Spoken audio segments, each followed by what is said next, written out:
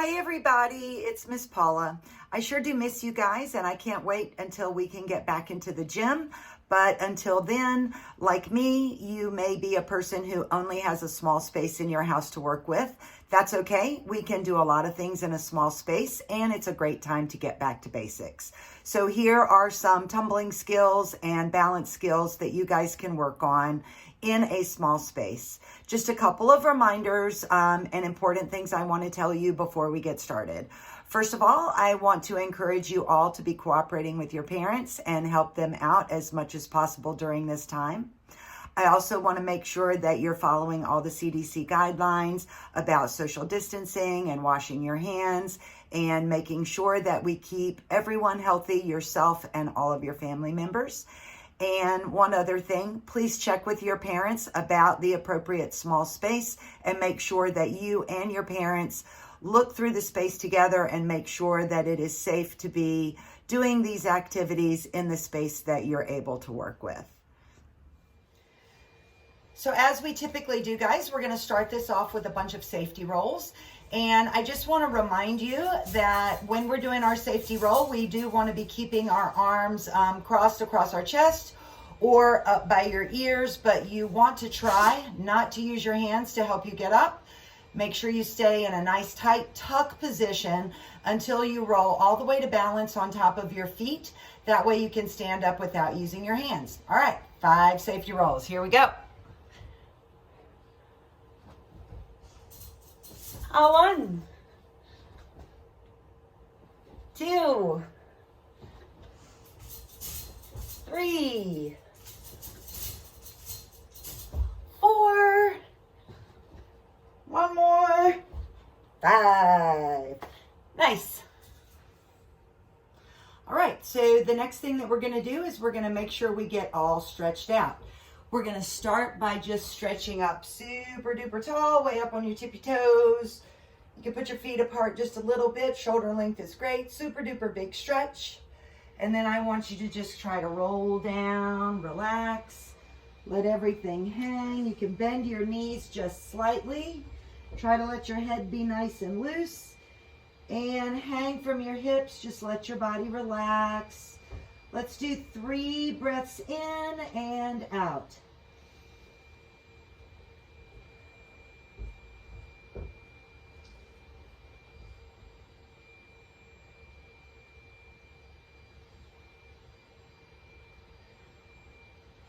And just to give you guys an idea of what that looks like from the side, knees are slightly bent, head's nice and loose, and you're just hanging from your hips.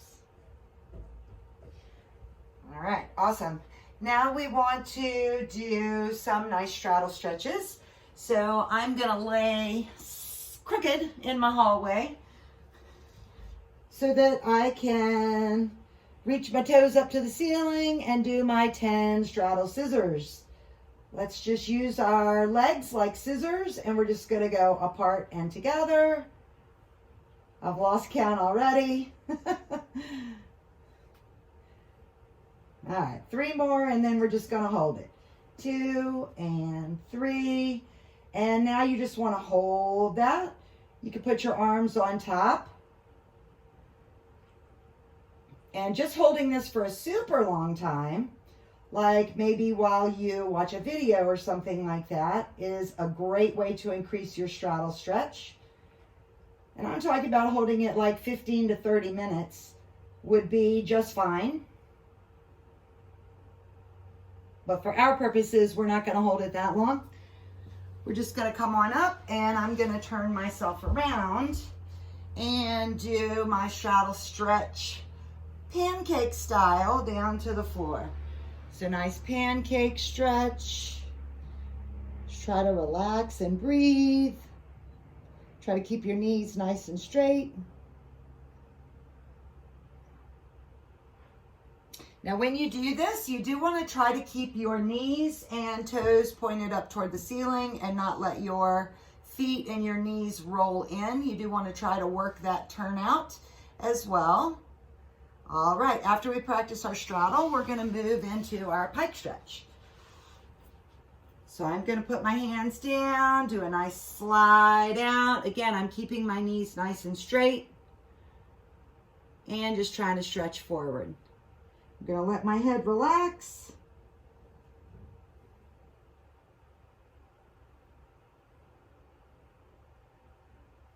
Doing all of these stretches for an extended amount of time will help you increase your flexibility. And of course, now we all have time to do that, so I would encourage you to do that.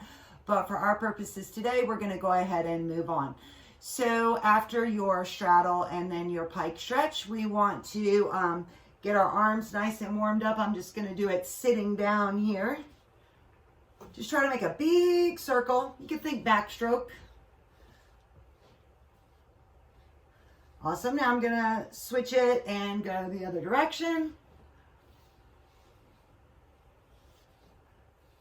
Try to make big circle. Notice I'm keeping my elbows nice and straight. And I'm pretending that the tips of my fingers are crayon and I'm just drawing the biggest circle that I can. And now we're going to do a table stretch. Hands down. I'm going to turn myself backwards while I do this. Lift up in your table and just kind of rock back and forth.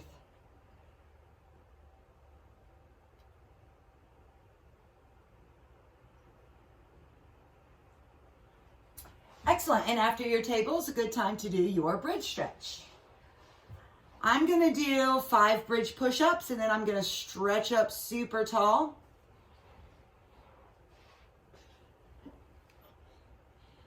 Hey everybody. Now just practicing the bridge stretch just on your head only is not a bad thing to do to make sure that you're strengthening your neck. Do make sure that you're not rolling around too much. All right.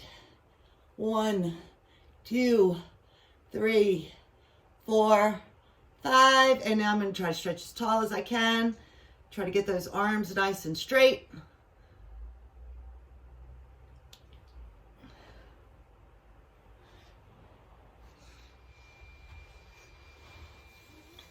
After you do your bridge stretch, it's a really good idea to do your downward dog.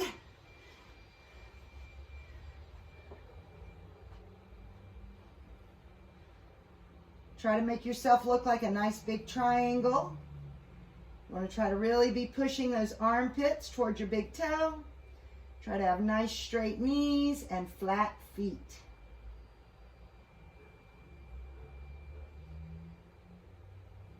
If you want to take this stretch up to the next level, you can reach your arm under toward the opposite side. You're going to feel this stretch right here on the outside of your knee. Do the other side.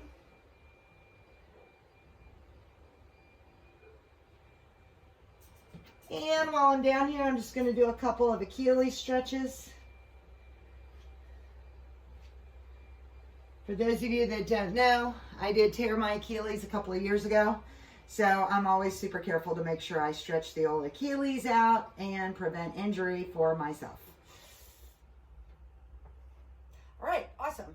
Now that we have done our basic stretches, we're ready to do a few of our basic tumbling skills. So I'm going to start out with our forward roll, which could also be looked at as being a forward safety roll. We want to start out nice and balanced. You're going to reach down, duck your head, make sure that you're rolling on your shoulders and not your head. You actually want to keep your head off the floor completely. Stay in that nice ball until you get all the way balanced up on your feet, and then you can stand up tall. So what I want you guys to do is I want you to do 5 of those forward rolls. All right, guys, after we get those forward rolls done, the next thing that we're going to do is we're going to move on to our backward roll. Now, for your backward roll, it's super important that you start by having your arms in the right position. You want those elbows up and your palms to be nice and flat behind you. I'll show you from the back. Want those palms to be nice and flat because when we do our roll, we actually want to push over our head. We do not want to let our neck roll from side to side or put too much pressure on your neck. You actually want to use your hands to push.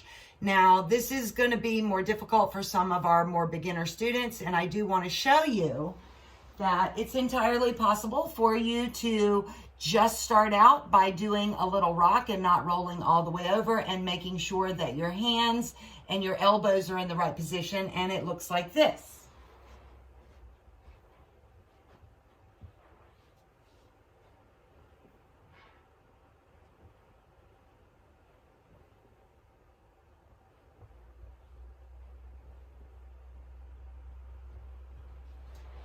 So there I'm just practicing making sure that I am in the correct position to be able to do the push once I'm ready to do that.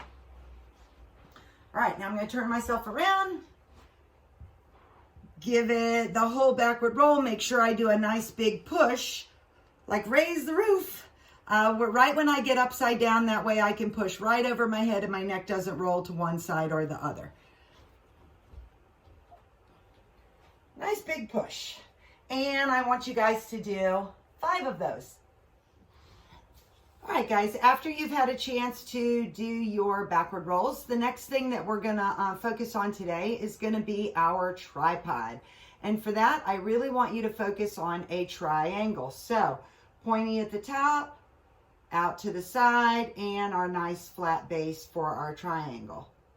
Awesome. So we're gonna put our hands at the bottom of the triangle on both corners of the base. And then our head is going to be right at the tippy top. And the position that you see right now is actually the position that you want to have your hands and head in when you are down on the floor. Turn myself around here so you'll be able to see it in alignment. So hands down at the bottom. I'm going to draw my imaginary triangle and I'm going to put my head right at the top. That's going to give my tripod a nice stable base. All right, so then you want to lift your bottom up. You want to have your bottom right over your head. Try one knee and then the next knee and see if you can just balance in that tripod. Now, if balancing in the tripod is kind of tricky for you, what you can do to start out and learn how to do that is you can turn around the other way. You can make that tripod position and then you can put your feet up against a wall or a doorway. Again, make sure you ask what parts of your house are okay for you to be putting your feet on.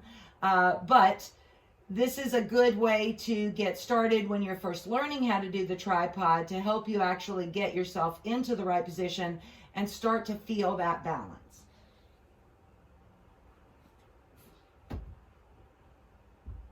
So I'm actually walking my feet up the wall.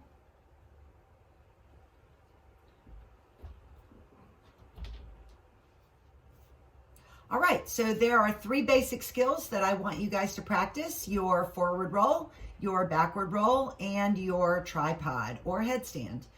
And the great thing about practicing your basics is the stronger you make them, the stronger all of the more advanced skills are going to be after you have practiced and mastered the basics.